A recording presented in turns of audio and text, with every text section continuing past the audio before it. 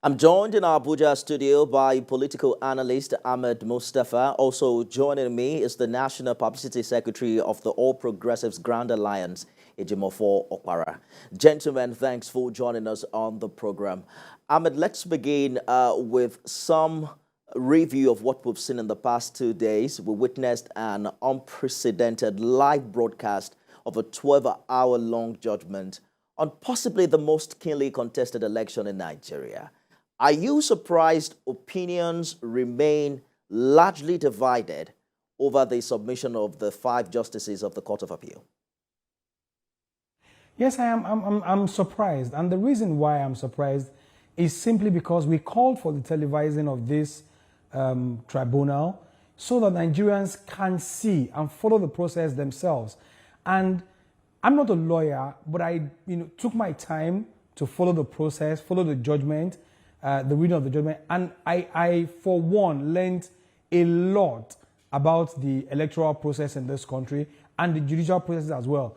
It was something that was a landmark for most Nigerians who, before now, had not bothered and would just sit in our rooms and hear the declaration of court or read it on the papers or newspapers or hear it on our TV screens. But today, yesterday or 2 days ago, we had the opportunity to be carried along in that. And I wonder if after all the effort put in by the federal government and the authorities involved to televise this judgment, Nigerians are still so largely divided and discontent about the judgment. But again, it goes to show us that human sentiments will always remain human sentiments, no matter how much, how open a process is. Those who would not believe in it would not believe in it. But I want to believe that the television of that judgment has calmed the nerves of a lot of Nigerians, and even though they might disagree with the outcome, they cannot fault the process.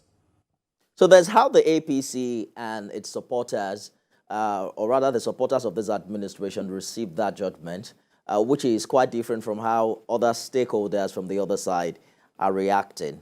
Outside the judgment, do you think the credibility question about the February election, in a way, has been finally resolved with the unanimous decision of the justices? You ask me, absolutely. I never thought the credibility of the elections were in question in the first place. And for those who thought so, they've approached the court, and the courts were clear that no evidence of irregularities were presented by both parties or the 3 parties that challenged the outcome of the election result could not provide any evidence to back up their claims. It's not, the courts will not rule based on emotions. Judgment will not be delivered based on sentiment. It is what you're able to prove beyond reasonable doubt. And they failed to do that. And while it is their right to further this by approaching the Supreme Court, I would not question them from doing that. But I do not see how the outcome at the Supreme Court will be any different from what the appellate court had issued. Because, like you said, it was a unanimous decision there was no dissenting judgment for them to even hang a Supreme Court appeal on. So I wonder. But then it's democracy, and they have the constitutional right to push this one step further by approaching the Supreme Court. Nobody can deny them that fundamental right as guaranteed in the Constitution. So, yeah.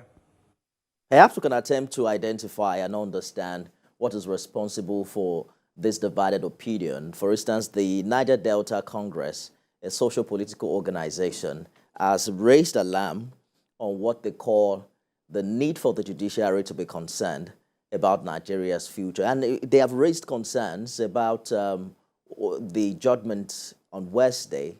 They identified discrepancies, what they call discrepancies in evidence assessment, disregard for electoral integrity, and lack of adequate remedies for proven irregularities. What do you think? There is politics on one side, but there's also the understanding and the interpretation of what the justices have said on Wednesday. But have we been able to identify what really is at the root of this division? Well, I think everybody is entitled to their own opinion, but the justices of the appeal court did an excellent job in painstakingly taking time to examine each and every item as presented by the people who approached the appellate court to seek regress, who felt they had been in one way or the other cheated by election results.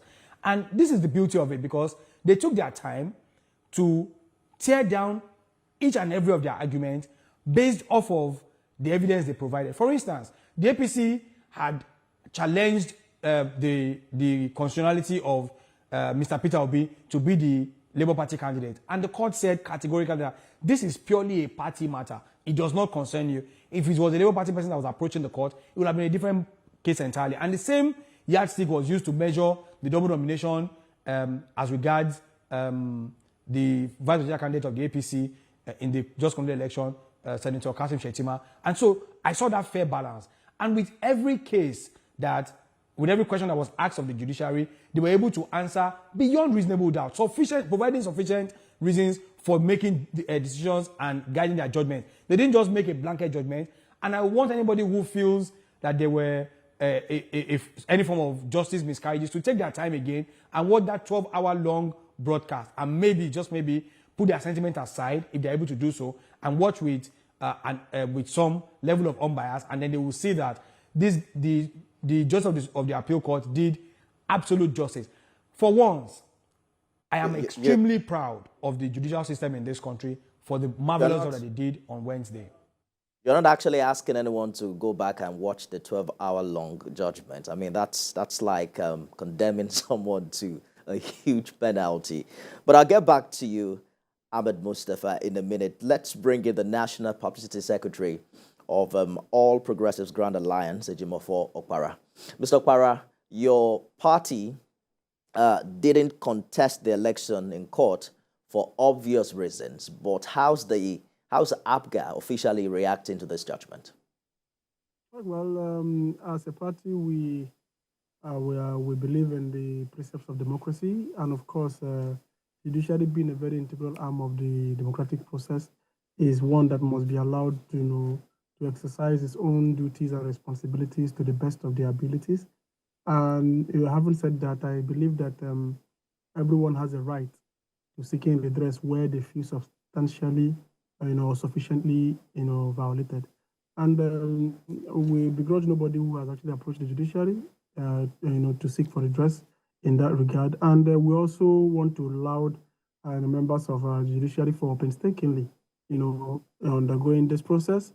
And, for me, I think this is more or less reposing, justifying the confidence that Nigerians have reposed on them. The only thing you see are residues of, the negative, impacts of both, I call them the twin demon of ethnicity and probably religious bigotry. So, and over time, I think that is why the government of the day must commit a lot of effort, to what I may term national healing, so that we can begin to see things dispassionately, not necessarily from the binoculars of our religious inclination or from our tribal or ethnic sentiments. So if we're able to really, all the judges did on that day, or the justice of the appeal court the other day, they spoke to the law. Every decision they reached, they cited authorities, they quoted the extant sections of the Constitution, validating every position they took, in line with the judgment they gave. So there is nothing anyone who is open and who is law-abiding, who understands the precepts of the law, should have against such, if you ask me, a detailed, judgment. So for us as a party, we are for everything constitutional, we are for everything democratic, and so far we have not seen any of these two being grossly violated. So we will allow the process. Again, some would say that the Anambra State governor, who was very vocal pre-election, has been proven right.